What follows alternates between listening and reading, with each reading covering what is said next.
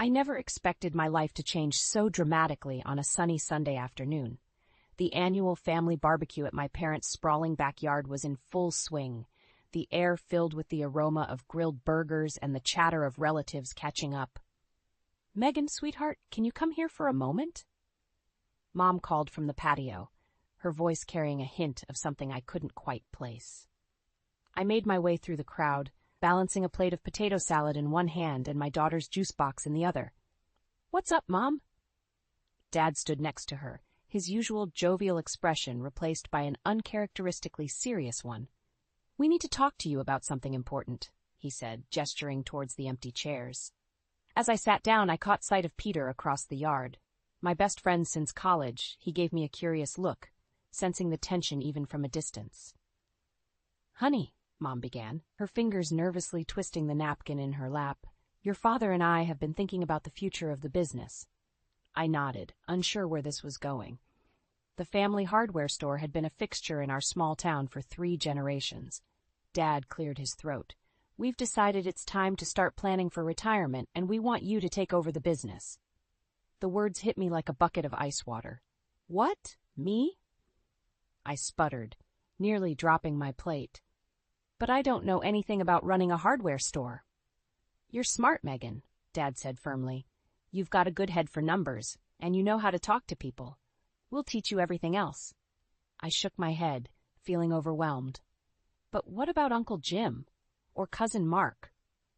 They've both worked at the store for years." Mom reached out and squeezed my hand. "We've thought long and hard about this, sweetie. You're the right choice. We trust you to carry on the family legacy." As if on cue, Peter appeared at my side, concern etched on his face. "Everything okay here?" he asked, his eyes darting between me and my parents. "Peter," Dad exclaimed, his face brightening. "Perfect timing. We were just telling Megan about our decision to make her the successor to the family business."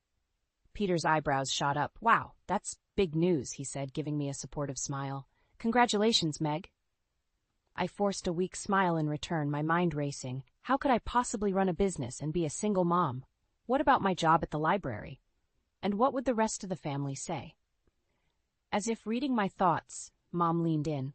"We know it's a lot to take in, honey, but we believe in you, and we'll be here to help every step of the way." I took a deep breath, trying to steady myself.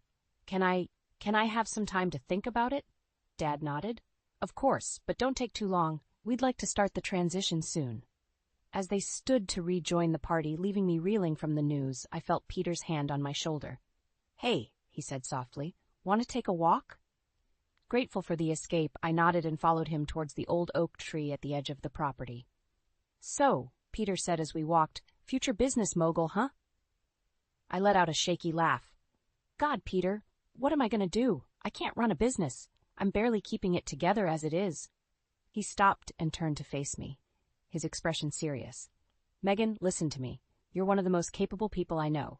If anyone can do this, it's you." I felt tears pricking at the corners of my eyes. "But what about Emily? How can I be a good mom and run a business?" Peter's voice was gentle but firm. "The same way you've been an amazing mom while working at the library. You'll figure it out.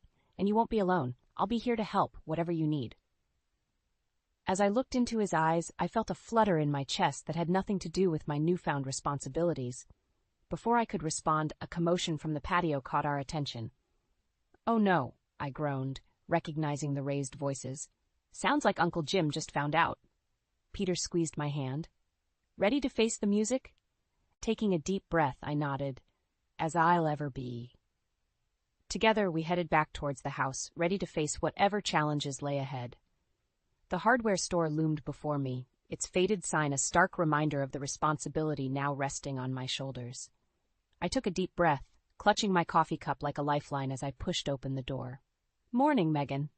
Uncle Jim called from behind the counter, his smile not quite reaching his eyes. The tension from the family barbecue still lingered, thick as the dust on the shelves. "Morning, Uncle Jim," I replied, forcing a cheerfulness I didn't feel. "Ready to show me the ropes?"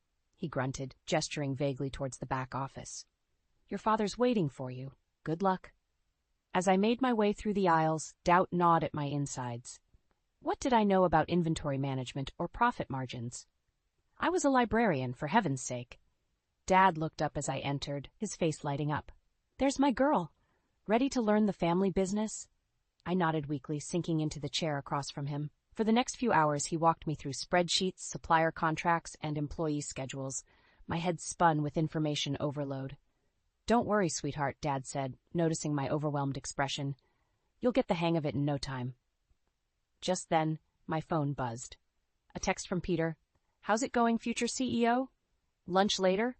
I smiled, feeling a flutter of warmth. Peter's unwavering support had been my anchor these past few weeks. As I typed a quick reply, Dad cleared his throat. "So you and Peter seem to be getting pretty close," he said, his tone casual but his eyes sharp. I felt my cheeks heat up. "We're just friends, Dad." He raised an eyebrow. "Uh-huh. Well, just remember, mixing business and pleasure can be tricky, especially with his family's hotel empire." I frowned, caught off guard. "What do you mean?" Dad leaned back in his chair. "I'm just saying, the Caldwells are big fish in a small pond. Peter's father has some aggressive business practices. I'd hate to see you get caught in the crossfire." Before I could respond, the office door burst open. Uncle Jim stood there, his face flushed. "We've got a problem. The Caldwell Hotel just placed a massive order with our biggest competitor. We're going to lose half our commercial accounts." My stomach dropped. I looked at Dad, expecting him to take charge, but he just nodded at me. "What do you think we should do, Megan?" Panic rose in my throat. This was exactly what I'd been afraid of, being thrust into a situation I wasn't prepared for. But as I looked at the expectant faces of my father and uncle, I knew I had to step up. "Okay," taking a deep breath. "Let's call our supplier and see if we can negotiate better prices. Then we'll reach out to our commercial clients and offer them a loyalty discount." Uncle Jim nodded grudgingly. "Not bad, kid. I'll make the calls." As he left, Dad squeezed my shoulder. "See? You've got good instincts. You'll do just fine." I managed a weak smile, but inside my mind was racing. How could Peter's family do this to us? And what did it mean for my relationship with Peter? Later, as I sat across from Peter at our favorite diner, I couldn't shake the unease. He chatted animatedly about his day, but I barely heard him, lost in my own thoughts. "Meg?" "Earth to Megan," Peter said, waving a hand in front of my face. "You okay?" I blinked, focusing on his concerned expression. "Sorry, just a lot on my mind." "Peter, did you know about your father's deal with our competitor?" His face fell, guilt flashing in his eyes. I heard something about it. But Meg, you have to understand it's just business. My father—" "Just business?" I interrupted, anger flaring. "Peter, this could ruin my family's livelihood." He reached for my hand, but I pulled away. "Megan, please, I'm caught in the middle here. My father's been pushing me to take on more responsibility at the hotel, but I don't want it to come between us." I stared at him, torn between my feelings for Peter and my loyalty to my family. "I don't know if it's that simple anymore," I said softly. As I looked into Peter's pleading eyes, I realized that taking over the family business wasn't just about learning spreadsheets and inventory. It was about navigating a complex web of relationships and loyalties. And I wasn't sure if I was ready for that challenge. I stood in front of the mirror, smoothing down my dress for the 100th time. The thought of meeting Peter's parents made my stomach churn. After the fallout from the Caldwell Hotel's business move, I wasn't sure what to expect. "Mommy, you look pretty," Emily chirped from the doorway, her gap-toothed smile melting away some of my anxiety. I scooped her up, breathing in her comforting scent. "Thanks, sweetie. Now you be good for Grandma tonight, okay?" The doorbell rang, and my heart leaped into my throat. Peter stood there, looking dashing in a suit, a bouquet of flowers in his hand. "Meg, you look beautiful," he said, his eyes warm. "Ready to meet the parents?" I nodded, not trusting my voice. The drive to the Caldwell mansion was tense, filled with Peter's nervous chatter about his family's quirks. As we pulled up to the sprawling estate, my jaw dropped. "Peter, this is intimidating," he squeezed my hand. "They're just people, Meg. I promise they don't bite." The front door swung open before we could knock, revealing a petite woman with Peter's kind eyes. "You must be Megan," she exclaimed, pulling me into an unexpected hug. "I'm Caroline. Come in, come in." Peter's father, Robert, was waiting in the living room. He stood as we entered, his imposing figure softened by a genuine smile. "Welcome, Megan. We've heard so much about you." As we settled in for drinks, I braced myself for interrogation or thinly veiled contempt. Instead, I found myself drawn into a warm conversation about my daughter, my work at the library, and my newfound role at the family hardware store. "It's not easy taking over a family business," Robert said, his voice surprisingly gentle. "I remember when I first started at the hotel, scared out of my wits." I blinked, caught off guard by his candor. "Really? But you've been so successful," he chuckled. "Success doesn't come overnight, my dear. It takes hard work, determination, and a bit of luck." As the evening progressed, I found myself relaxing. Caroline regaled us with embarrassing stories from Peter's childhood, while Robert offered thoughtful advice on business management. During a lull in the conversation, I gathered my courage. "Mr. Caldwell, I have to ask about the deal with our competitor." Robert's expression turned serious. "Ah, yes, I owe you an apology, Megan. I didn't realize the impact it would have on your family's business. I've already spoken to my team about finding a way to make it right." I felt a weight lift off my shoulders. "Thank you, that means a lot." As Peter and his father discussed some hotel business, Caroline drew me aside. "Megan, dear, I hope you know how happy we are that Peter's found you. You bring out the best in him." Warmth bloomed in my chest. "He does the same for me," I admitted softly. The evening ended on a high note, with promises of future family dinners and even offers of business advice. As Peter drove me home, I felt a mix of relief and confusion. "See? I told you they'd love you," Peter said, grinning. I nodded, lost in thought. "They're not what I expected. Your dad seems so different from how my father described him." Peter's smile faltered slightly. "Yeah, about that. Meg, there's something I need to tell you." We pulled up to my house, but I made no move to get out. "What is it?" He took a deep breath. "My father, he's planning to retire soon, and he wants me to take over the hotel." My heart sank. "Oh, I see." "But that's not all," Peter continued, his voice urgent. "He wants to expand. He's talking about buying up smaller businesses in town, including—" "The hardware store," I finished, feeling like I'd been punched in the gut. Peter nodded miserably. "I tried to talk him out of it, but he's set on the idea. He thinks it's a smart business move." I stared at him, my mind reeling. The warm, humble couple I'd just met suddenly seemed like a facade. "And what do you think, Peter?" He hesitated, and in that moment, I saw our future hanging in the balance. His answer would determine everything: our relationship, my family's livelihood, the very fabric of our small town. "I think," he said slowly, "that we need to find a way to make this work for everyone. But Meg, I need you to trust me." As I looked into his pleading eyes, I realized that the real challenge was just beginning. Could I trust Peter to stand by me, or would his family's ambitions tear us apart? The days following Peter's revelation were a blur of sleepless nights and anxiety-filled mornings. I threw myself into work at the hardware store, desperately trying to find a way to make it thrive in the face of the Caldwell's expansion plans. One particularly exhausting afternoon, as I pored over inventory sheets, my phone buzzed. It was Caroline Caldwell. "Megan, dear," her warm voice came through the speaker. "Robert and I would love for you to join us for dinner tonight. There's something important we'd like to discuss." My stomach clenched. "Of course, I'd be happy to," I heard myself say, even as my mind raced with possibilities. As I pulled up to the Caldwell mansion that evening, Peter was waiting outside. His face was a mix of excitement and nervousness that did nothing to calm my frayed nerves. "Meg," he said, taking my hands. "Whatever happens in there, just know that I'm on your side, okay?" I nodded, not entirely sure I believed him. Inside, Robert and Caroline greeted us with warm smiles that seemed at odds with the tension I felt. We settled into the opulent dining room, the weight of unspoken words hanging heavy in the air. Finally, as dessert was served, Robert cleared his throat. "Megan, we've been impressed with how you've handled taking over your family's business. It's not an easy task." "Thank you," I said cautiously, waiting for the other shoe to drop. Caroline leaned forward, her eyes sparkling. "Which is why we have a proposition for you. We'd like to offer you a position as co-manager of our new hotel expansion." I blinked. Sure, I had misheard. "I'm sorry, what?"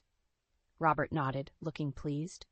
"Instead of buying out smaller businesses, we've decided to focus on partnering with them. Your hardware store would be a key supplier for our new properties, and you'd have a seat at the table in managing the overall operation. My mind whirled. This was so far from what I'd expected that I didn't know how to respond. Peter squeezed my hand under the table. It's a chance for us to work together, Meg, to build something amazing. I looked at the eager faces around me, feeling a mix of hope and trepidation. This is a lot to take in. What about my parents' store? I can't just abandon it. Of course not, Caroline said quickly. The store would remain yours, but with our backing and resources, you could expand it beyond your wildest dreams. As they laid out more details of their plan, I found myself getting caught up in the excitement. The possibilities seemed endless. New jobs for the town, a chance to modernize the store, a future with Peter that didn't involve choosing between him and my family. But as the evening wore on, a nagging doubt began to creep in. Was this too good to be true? What were the Caldwells really after? As Peter walked me to my car later that night, I couldn't shake my unease. It all sounds wonderful, I said slowly, but I can't help feeling like there's something I'm missing. Peter's face fell slightly. Meg, I promise you, there's no hidden agenda here. My parents see your potential just like I do. They want to help, not take over. I wanted to believe him, but years of struggling as a single mom had taught me to be cautious. I need some time to think about it, I said finally. And to talk to my parents. This affects them too. Peter nodded, looking disappointed but understanding. As he leaned in to kiss me goodnight, I felt a flutter of excitement mixed with fear. This decision could change everything. My future, my family's legacy, my relationship with Peter. Driving home, my mind raced with possibilities and pitfalls. The Caldwells' offer was tempting, but was it worth the risk? Could I trust them and Peter with everything I held dear? As I pulled into my driveway, I saw my parents' car parked outside. They were waiting up, eager to hear about the dinner. In that moment, I realized the weight of the decision before me. It wasn't just about business or love. It was about loyalty, family, and the kind of person I wanted to be. Taking a deep breath, I stepped out of the car ready to face whatever came next. One thing was certain. After tonight, nothing would ever be the same. The weeks following the Caldwells' proposal flew by in a whirlwind of meetings, negotiations, and late-night planning sessions. I found myself swept up in the excitement of it all, my initial doubts fading as I saw the potential for growth and success. Peter and I grew closer than ever, our shared vision for the future, bringing us together in ways I never imagined. One night, as we pored over blueprints for the new hotel expansion, he surprised me with a small velvet box. "Meg," he said, his eyes shining, "I can't imagine doing any of this without you. Will you marry me?" My heart soared as I said yes, the diamond sparkling on my finger, a symbol of all the promises we'd made. But even as we dove into wedding plans, the reality of our new business venture began to set in. The hardware store was busier than ever, supplying materials for the hotel renovations, and I found myself stretched thin trying to manage it all. One particularly hectic morning, as I juggled phone calls and inventory orders, my father walked in, his face grave. "Megan, we need to talk," he said, gesturing to the back office. My stomach dropped. "What's wrong, Dad?" He sighed heavily as we sat down. "I've been looking over the numbers for the store, and something doesn't add up. We're moving more inventory than ever, but our profits are down, way down." I frowned, pulling up the spreadsheets on my computer. As we pored over the figures, a sickening realization dawned on me. The discounts we'd been offering the Caldwell project were far too steep. We were barely breaking even on most orders. "How could I have missed this?" I whispered, horror washing over me. Dad squeezed my shoulder. "You've had a lot on your plate, sweetheart, but we need to fix this and fast, or we'll be out of business within months." Just then my phone buzzed with a text from Peter. "Emergency at the hotel site. Need you here ASAP." I looked at my father, torn between my responsibilities to the store and my commitment to the new venture. "Go," he said softly. "But Megan, be careful. Make sure you're not losing yourself in all of this." At the construction site, I found Peter in heated discussion with his father and a group of contractors. The tension in the air was palpable. "Ah, Megan, there you are," Robert Caldwell boomed. "We need your expertise. These gentlemen seem to think we need to cut corners on some of the materials to stay on budget. I told them we have a deal with your store for top-quality supplies at the best prices. I felt the blood drain from my face. How could I tell them that those best prices were driving my family's business into the ground? Peter caught my eye, his brow furrowed in concern. Meg, what do you think? In that moment, standing amidst the half-built walls of our future, I felt the weight of my decisions crushing down on me. The store that had been my family's legacy for generations was on the brink of failure because of my poor management. The grand plans I'd made with Peter and his family suddenly seemed like a house of cards, ready to topple at the slightest breeze. I need some time to look over the numbers, I managed to say, my voice shaking slightly. Can we reconvene tomorrow? Robert frowned, clearly displeased, but Peter quickly stepped in. Of course, we all want to make the best decision here. Let's take a day to review everything.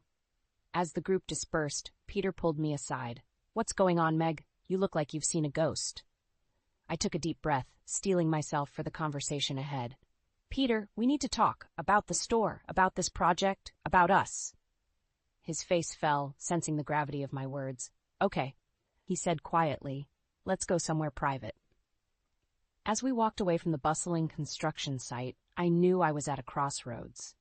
The choices I made in the next few hours would determine not just the fate of my family's business, but the course of my entire future. Could I find a way to save the store without jeopardizing my relationship with Peter and his family? Or was I about to lose everything I'd worked so hard to build? With each step, the weight of my engagement ring seemed to grow heavier, a reminder of all that was at stake. Whatever happened next, I knew one thing for certain. Nothing would ever be the same again. The shrill ring of my phone jolted me awake at 3 a.m. Peter's name flashed on the screen, sending a chill down my spine. Meg, it's Dad, Peter's voice cracked. He's had a heart attack. We're at the hospital. The next few hours passed in a blur of fluorescent lights and antiseptic smells. By dawn, Robert Caldwell was stable but unconscious. The doctors spoke of a long recovery, and as I watched Caroline collapse into tears, I knew everything was about to change. Peter pulled me aside, his face haggard. Meg, I need to step in at the hotel. Dad's been running everything, and with the new expansion. I nodded, understanding the weight of responsibility suddenly thrust upon him. Of course. What can I do to help? Little did I know those words would come back to haunt me. Over the next few weeks, I watched Peter transform. The caring, supportive man I'd fallen in love with vanished, replaced by a stressed, short-tempered stranger. He threw himself into work, often staying at the hotel until the early hours of the morning. One evening, exhausted from juggling the hardware store and helping with the hotel, I arrived at Peter's office with dinner, hoping for a quiet moment together. Instead, I found him shouting at a group of employees, "I don't care if it's not in the budget. Make it happen, or find another job." The workers scurried out, leaving Peter and me alone. He turned, his eyes blazing. "What are you doing here?" I held up the takeout bag, suddenly feeling foolish. "I thought we could have dinner together. Maybe talk about the wedding plans." Peter scoffed. "Wedding plans?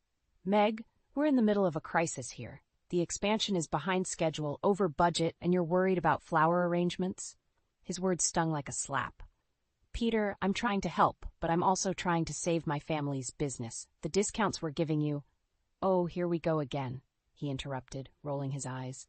"Meg, it's business. Sometimes you have to make sacrifices for the greater good." "The greater good?" I echoed, incredulous. "Peter, we're talking about my family's livelihood." He slammed his hand on the desk, making me jump. "And we're talking about my family's legacy.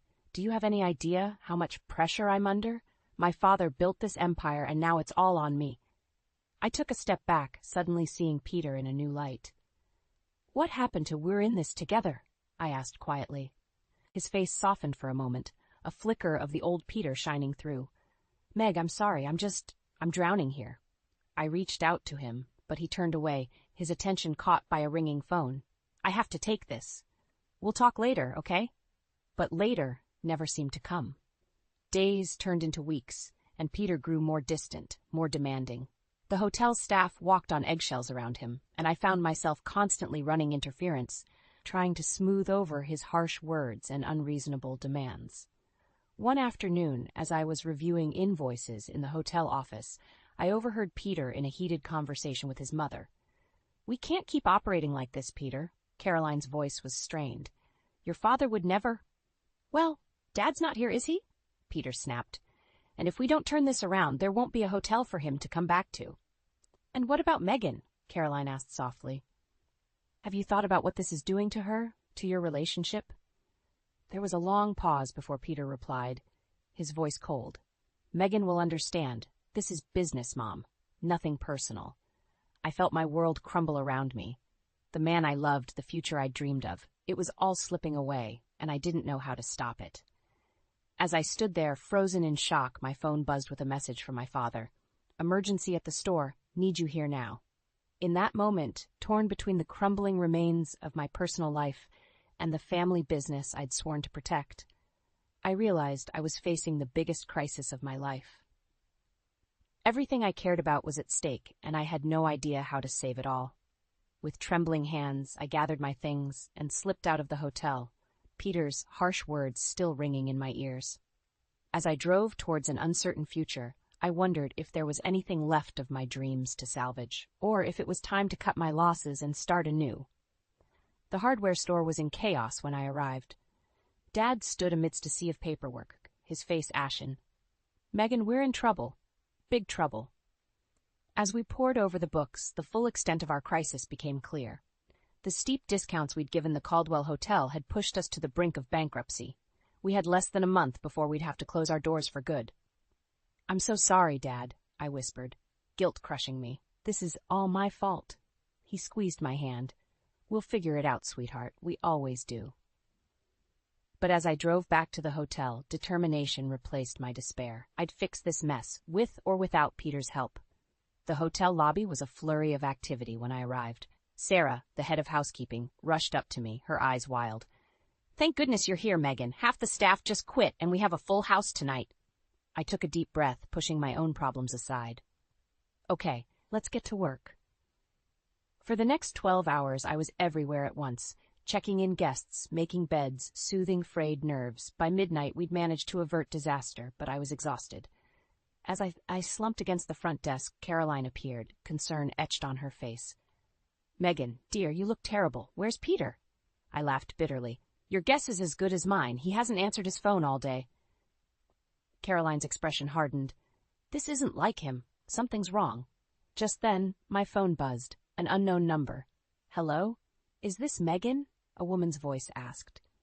"I'm calling from the Oasis Hotel. There's a gentleman here who's had too much to drink. He says he's your fiancé." My heart sank. "I'll be right there."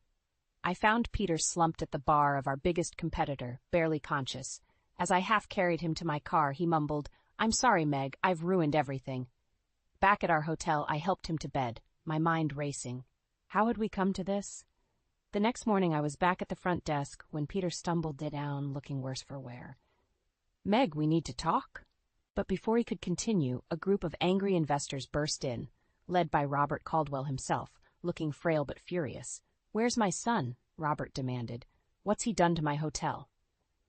As accusations flew and tempers flared, I found myself stepping between Peter and the angry mob. "Everyone, please, let's discuss this calmly." For the next hour, I mediated a tense meeting, piecing together the extent of Peter's mismanagement. He'd made risky investments, alienated key partners, and nearly run the hotel into the ground. When the dust settled, Robert turned to me, his eyes shrewd.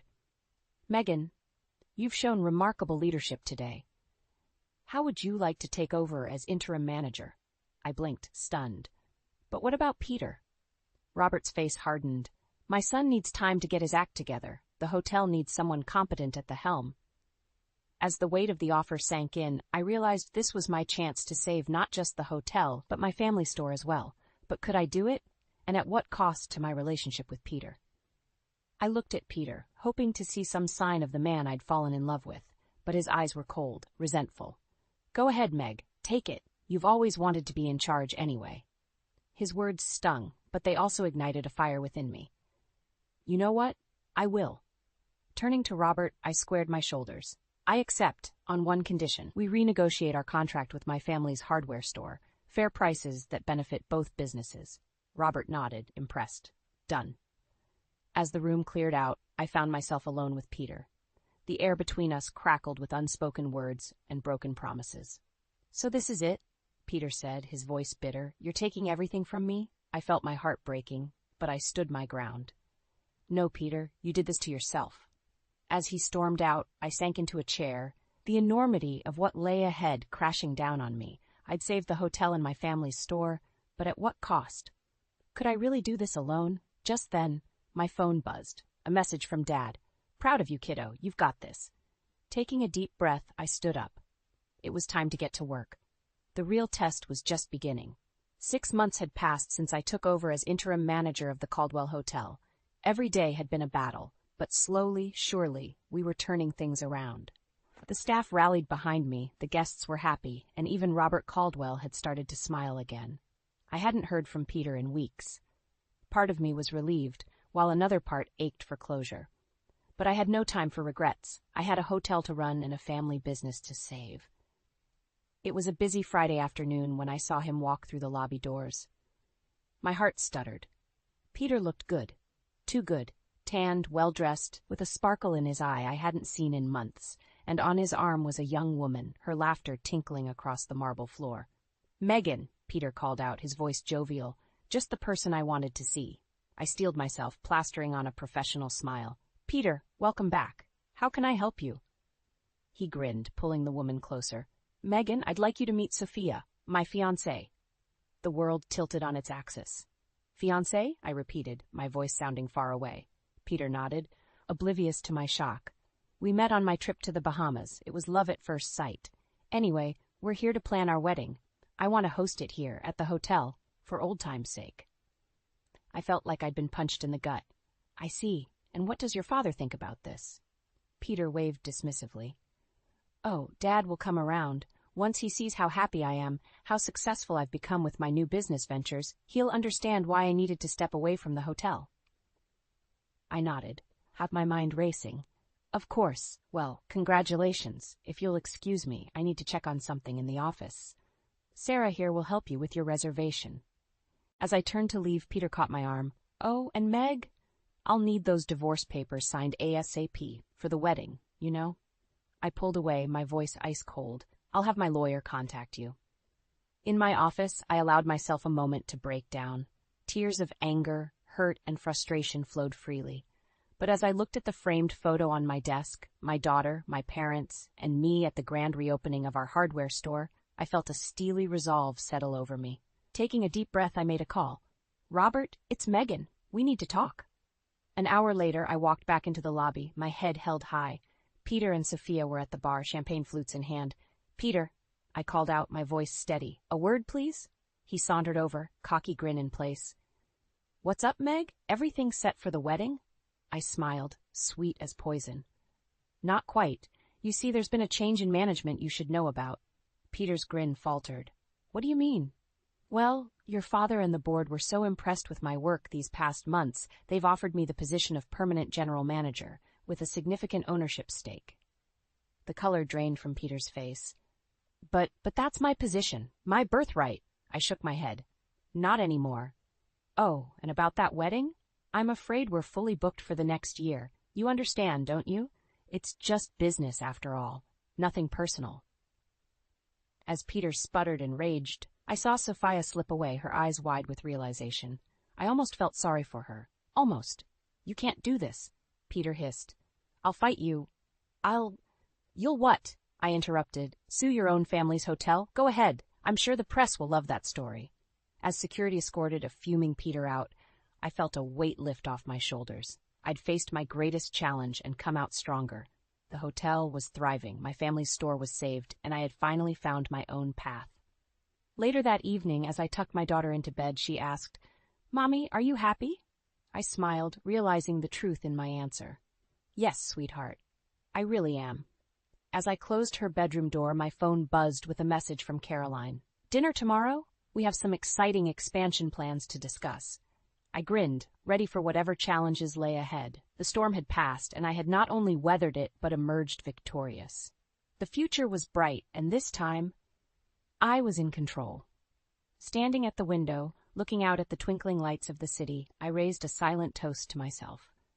to new beginnings, hard-won victories, and the sweet taste of well-deserved success. The best revenge, after all, is living well, and I intended to do just that.